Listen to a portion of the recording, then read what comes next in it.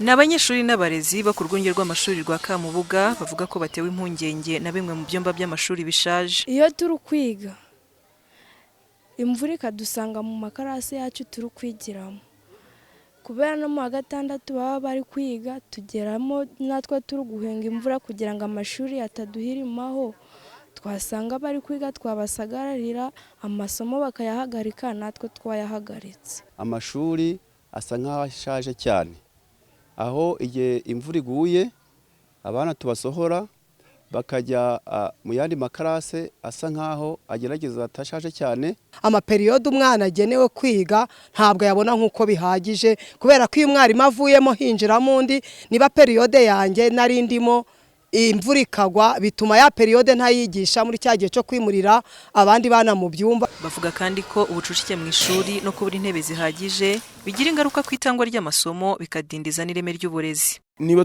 baduhaye nk'umukoro mwarimu aradukosora, ariko n'ubundi iyo nyine turi kwiga turi benshi nawe biramubongamira kuko ntabwo bituma yihuta mu masomo. Uriya mwarimu yari kwita ku bana benshi n'abana bakeya biratandukanye.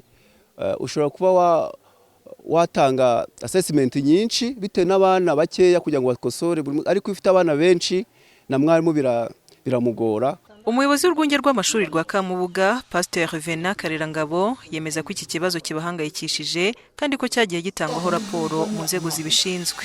Avuga kandi ko ishuri rikeneye ibyumba bishya n'ibikoresho bihagije.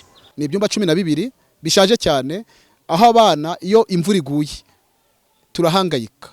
Ibiti byaraboze bigahanuka, bigadutera rero impungenge ko abana bashobora kuhagwa. Ni ikibazo kidukomereye, gituma ireme ry'uburezi ridindira kandi natwe ntidutuze, ariko icyo twifuza ni uko iki kigo cyakubakwa. Mu karere ka Gakenke habarurwa ibyumba by'amashuri bishaje birenga 650.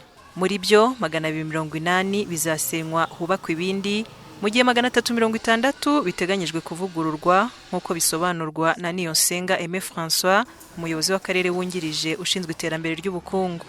Muri iyi myaka 2 ishize tumaze kumaka nk'ibyumba 75, harimo 13 byo mu murenge wa Kamubuga, ariko na 19 duteganya kuba bizaba bimaze kuvugururwa muri uyu mwaka utaha. Kandi dufatanije n'abafatanyabikorwa b'akarere ka Gakenke barimo Mineduc, nuko tugenda tukurikiza koko uko ubushobozi bugenda buboneka, tugenda tureba hahandi hari ikibazo gusumba handi, no muri Kamubuga rero icyo kibazo kirimo. Urwunge rw'amashuri rwa Kamubuga rufite abanyeshuri barenga 1400 biga muri gahunda y'uburezi bw'ibanze bw'imyaka 12, bakavuga ko bakeneye ibisubizo byihuse kugira ngo babone aho bigira heza kandi hatanga umutekano. Manizabayo Jeannette, mu karere ka Gakenke.